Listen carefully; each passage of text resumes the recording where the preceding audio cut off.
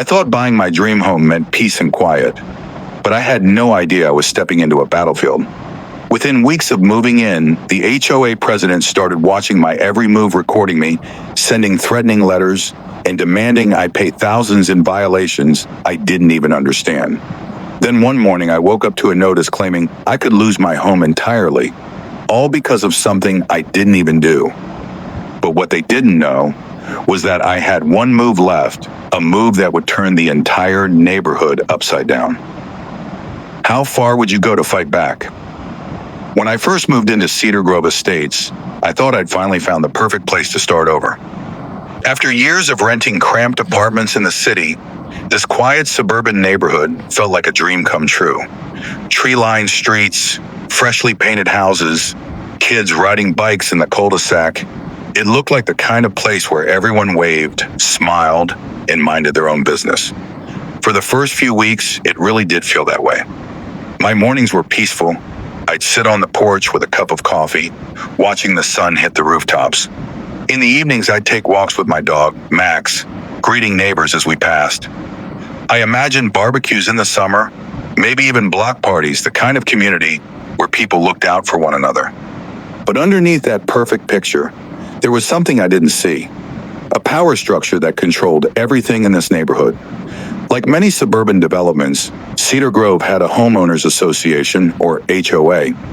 I knew that when I signed the paperwork, but the agent made it sound harmless, just a small fee for landscaping, security, and keeping the place nice. I didn't think twice about it. After all, how bad could it be? The HOA's presence seemed subtle at first. A friendly monthly newsletter in the mailbox.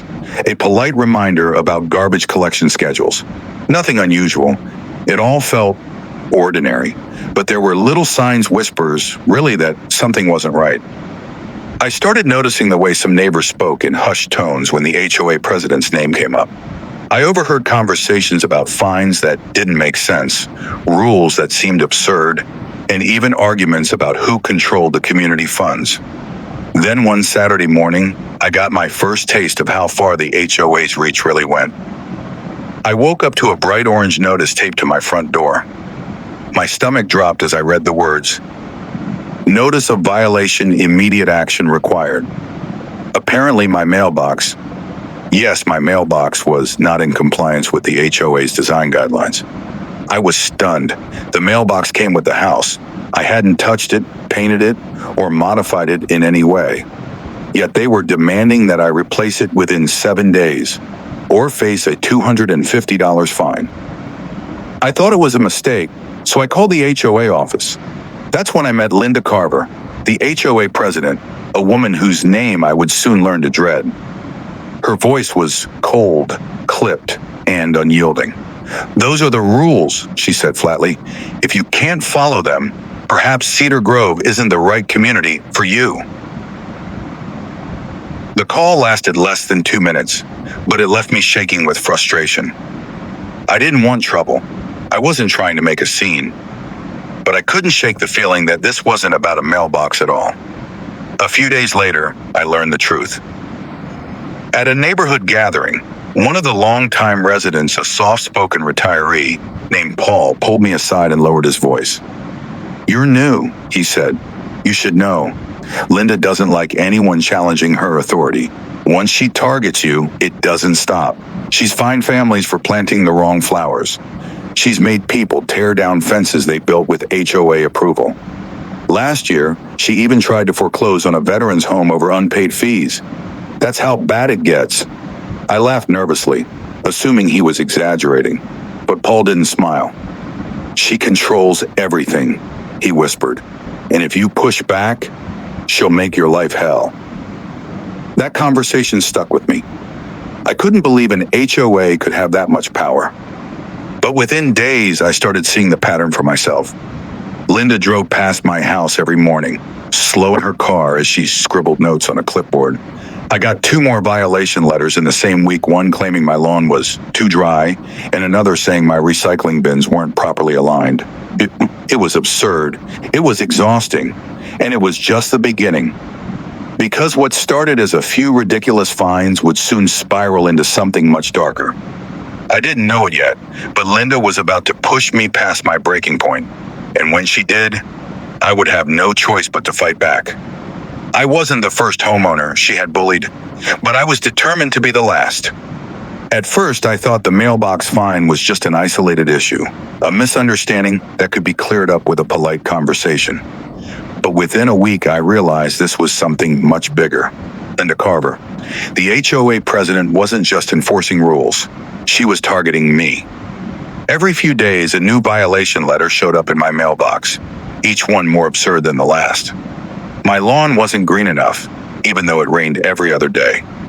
My trash bins were visible from the street, even though every house on the block kept them in the same place. I'd hung a wind chime on my porch apparently. Those were strictly prohibited. The total fines in the first month? $1,750. I called, I emailed. I tried reasoning with Linda, but every attempt was met with the same cold response. The rules exist for a reason. If you can't comply, there will be consequences. I thought about giving in, just quietly paying the fines and replacing whatever they wanted replaced. But deep down, I knew this wasn't about following rules. This was about control. And Linda thrived on control. No. Soon it became obvious that Linda wasn't just writing up violations. She was watching me. One afternoon, as I was cleaning my car in the driveway, I caught her slowly driving past my house, not once, not twice, but 5 times in less than an hour. On the 6th pass, she actually parked across the street, pulled out a camera, and started taking photos of my property. I walked over and asked what she was doing. She didn't even blink. "Documenting non-compliance," she said flatly, before driving off without another word. That's when I realized this wasn't going to stop on its own. I wasn't just on Linda's radar anymore. I was on her hit list. I decided to attend the next HOA meeting, hoping I could reason with the board directly. Maybe if I explained the situation calmly, someone would listen. When I arrived, the small clubhouse was already packed. About 30 homeowners were seated in folding chairs, whispering among themselves. Linda sat at the head of the table, flanked by 2 board members who looked more like her personal bodyguards than neutral decision makers. I introduced myself and politely brought up my concerns.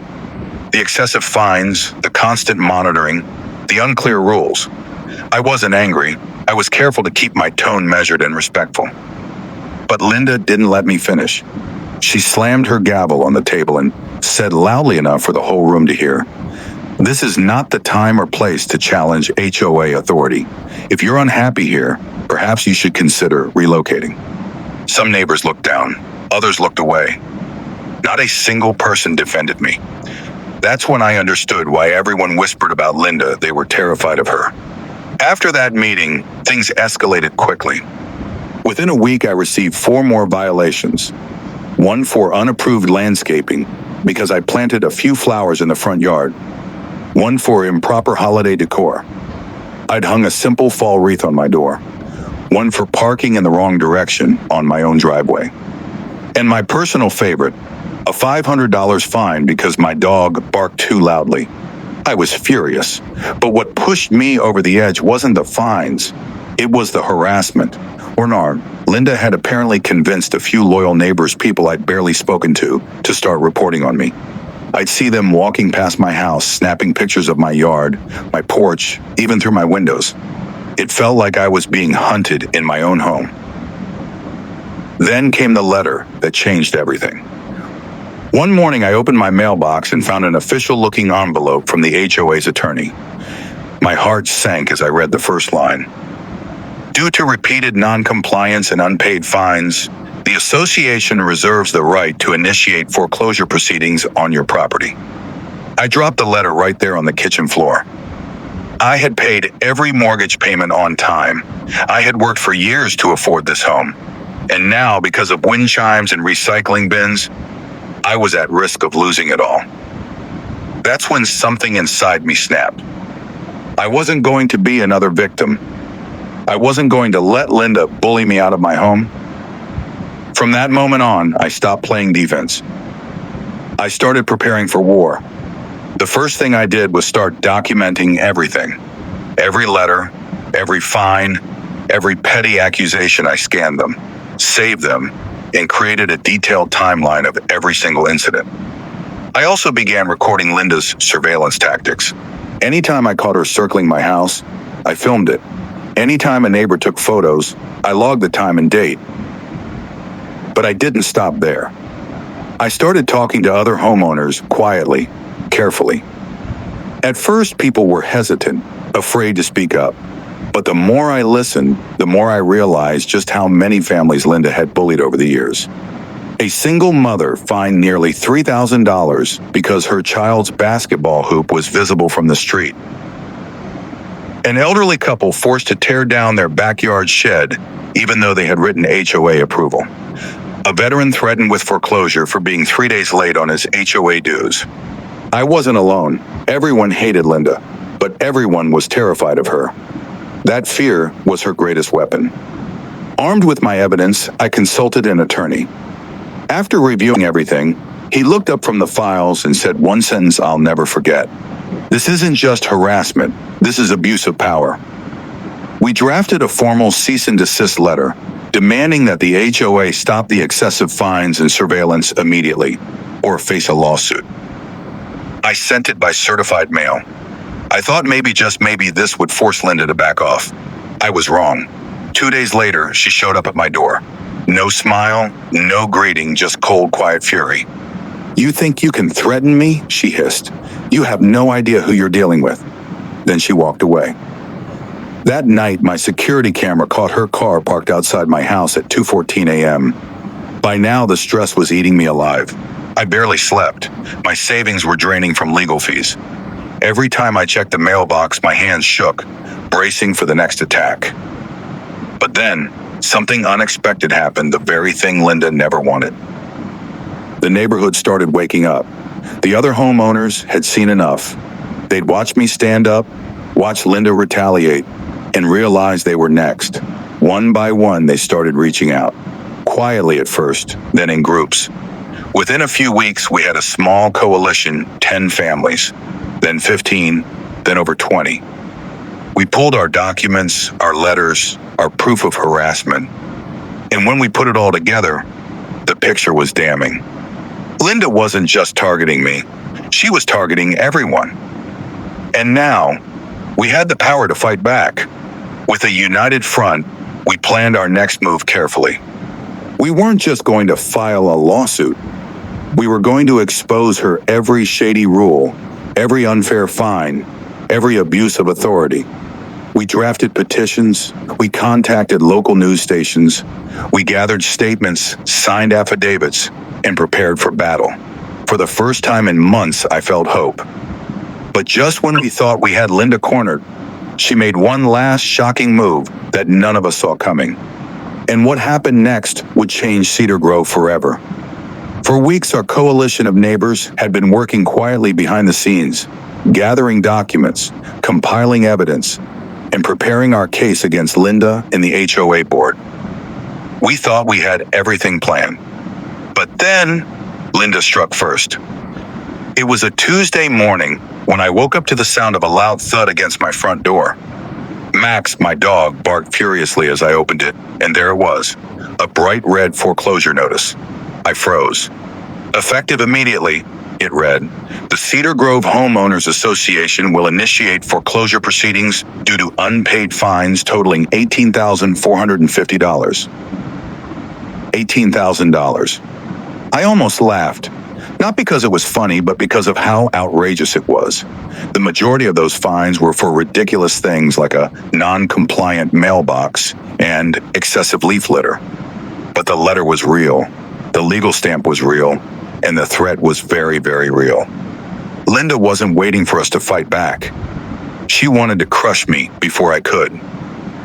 That same night, I called an emergency gathering at Paul's house, the same quiet retiree who'd first warned me about Linda's ways. By 7 p.m., over 20 neighbors crowded into his living room, clutching folders of paperwork and photographs. "This isn't just about me anymore," I said, slamming the foreclosure notice on the table. "If she can do this to me, she can do it to anyone." A single mother named Claire spoke up, her voice trembling. She threatened to take my house last year over a swing set in my backyard. I paid her $4,000 just to make her stop. Then an elderly man, Mr. Hawkins, leaned forward. I've lived here 30 years. I've seen HOA presidents come and go. But Linda, he paused, lowering his voice. Linda has weaponized the HOA. This isn't about protecting property values anymore. It's about control. We all knew it, but hearing it said out loud was different. That night, we made a decision. We weren't going to let Linda win.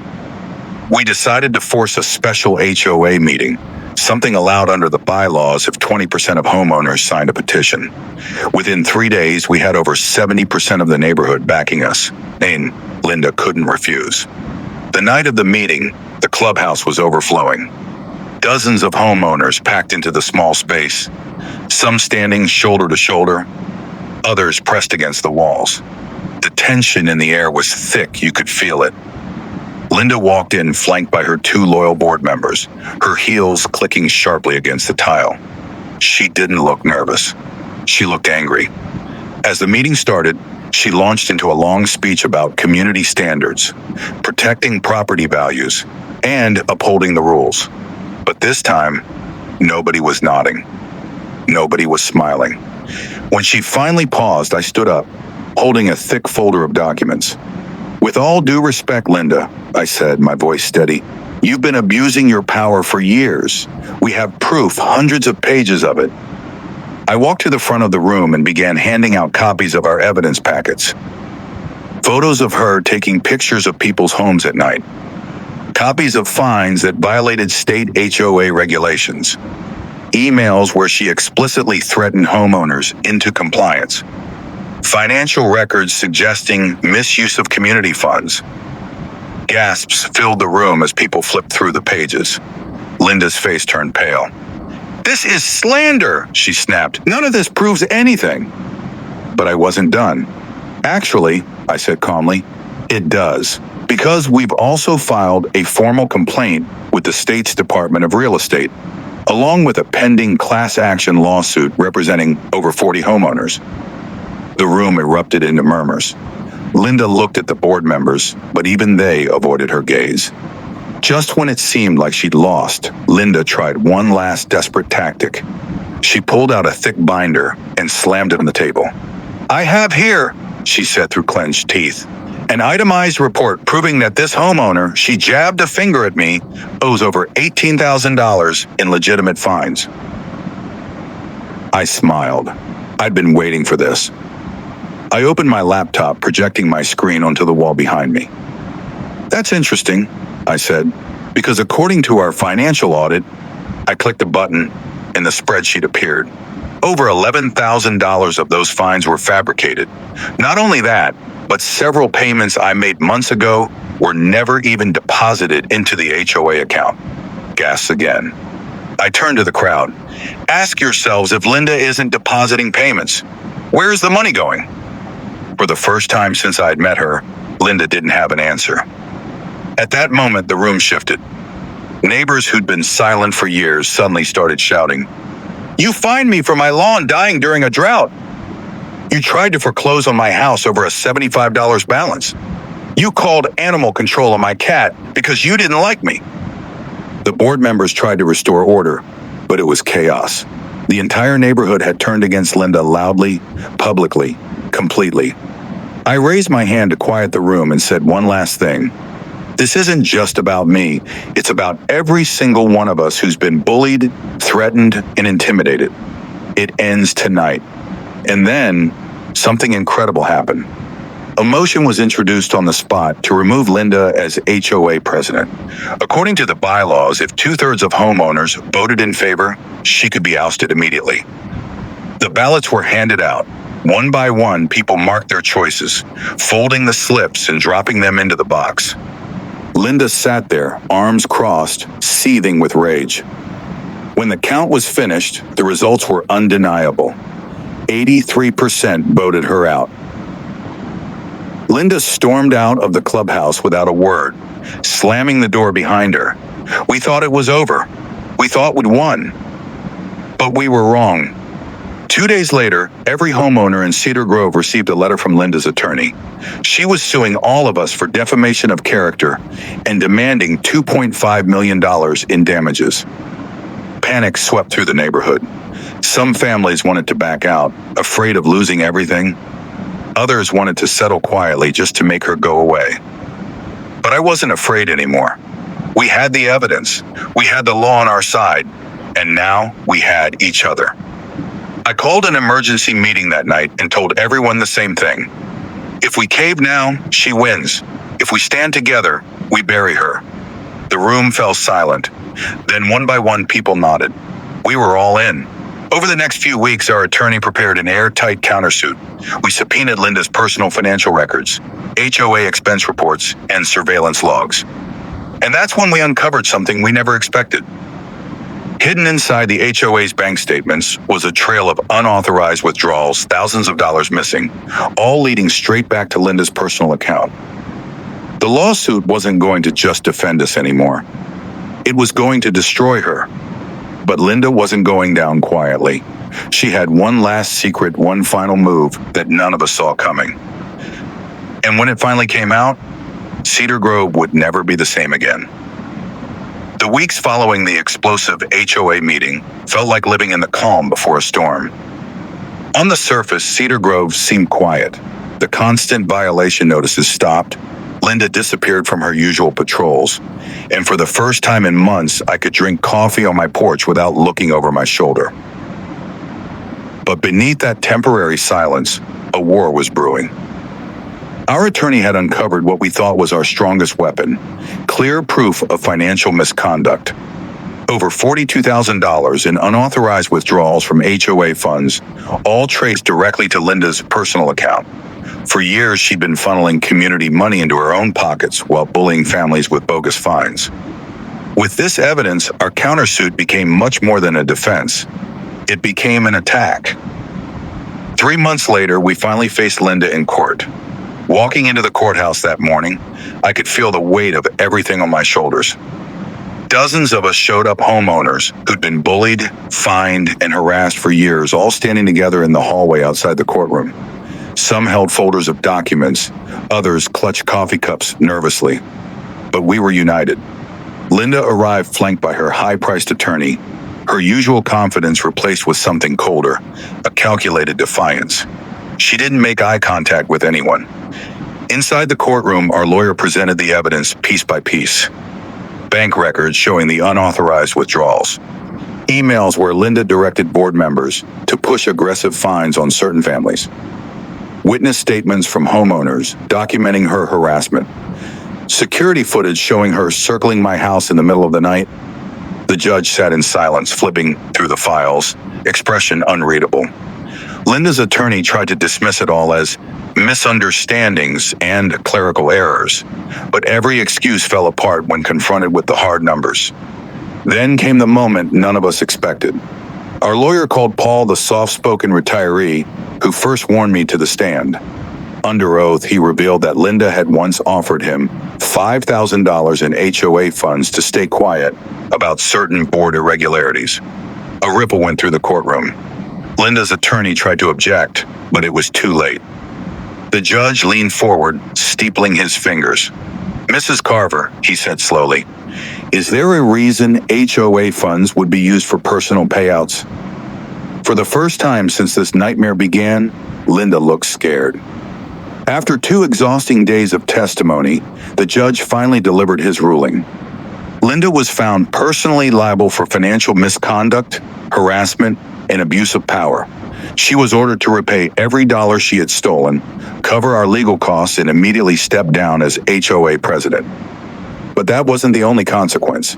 The state's Department of Real Estate launched its own investigation into Cedar Grove's HOA. Within weeks, they announced a complete restructuring of the board and introduced strict oversight measures to prevent future abuse. For the first time in years, the neighborhood was free. At first, the victory didn't feel real. The next morning, I walked outside and noticed something I hadn't seen in months. Kids playing in the street, parents chatting on their lawns, neighbors waving openly instead of glancing nervously at Linda's house. The tension that had hung over Cedar Grove like a storm cloud was finally gone. People started planting flowers again, putting up wind chimes, decorating their porches, small acts of rebellion that suddenly felt powerful. The HOA still existed, but now it was run by a new board elected by the homeowners themselves, people who actually lived here, who cared about the community instead of controlling it. As for Linda, within a month she sold her house and disappeared from Cedar Grove entirely. Rumor has it she moved 3 towns over, but none of us cared enough to confirm. We thought that was the end, until we received one final letter from our attorney. Remember the $2.5 million defamation lawsuit Linda filed against us? She dropped it the day after the verdict, but not before being forced to cover our legal fees for defending against it. That money went straight back into the HOA fund to rebuild what she had stolen. Ironically, her own greed ended up paying for the very improvements she tried to block for years: a new playground, upgraded security cameras, and a community garden that the entire neighborhood helped design. Cedar Grove wasn't just recovering, it was thriving. I'd love to say that I walked away from this experience completely unscathed, but the truth is, it changed me. For months, I'd lived under constant stress, checking the mailbox with dread, jumping every time a car slowed in front of my house, wondering if I'd lose the home I worked my whole life for. But something else happened along the way. I learned the power of community. Linda's greatest weapon had been isolation, keeping us scared, keeping us silent, making us believe we were alone. But once we came together, once we spoke up, everything shifted. We didn't just fight back against Linda. We rebuilt Cedar Grove into what it was always meant to be, a place where neighbors look out for each other instead of spying on one another. Now, when I sip coffee on my porch in the mornings, it's peaceful for all the right reasons. What happened in Cedar Grove isn't unique. Across the country, HOAs have extraordinary power they often abuse. They can issue fines, place liens on homes, and, in extreme cases, even force foreclosures over something as trivial as a mailbox or a basketball hoop. But here's the thing. They don't want homeowners to know you do have rights. Document everything, every fine, every letter, every interaction. Build alliances with neighbors. There's power in numbers. Know the law. Many HOA rules violate state and federal housing protections. And if all else fails, seek legal help. Because as terrifying as it feels to stand up to an HOA, it's even worse to let them run unchecked. Sometimes, I think back to the very first notice, the one about my non-compliant mailbox. It's still there, by the way. I never changed it. Every time I walk past it, I smile. It's not just a mailbox anymore. It's a reminder. A reminder that no matter how much power someone tries to hold over you, they can only control you if you let them. We didn't just win a lawsuit. We took back our neighborhood. And as I watch families laughing at the new playground, neighbors swapping gardening tips, and kids riding bikes down streets once filled with fear, I realized something. Linda thought she could divide us. Instead, she brought us together. This isn't just a story about one HOA or one bad president. It's a reminder of what happens when ordinary people refuse to be bullied. Whether it's an HOA, a corrupt boss, or anyone abusing authority, you have more power than you think. The question is, will you stand up when it counts?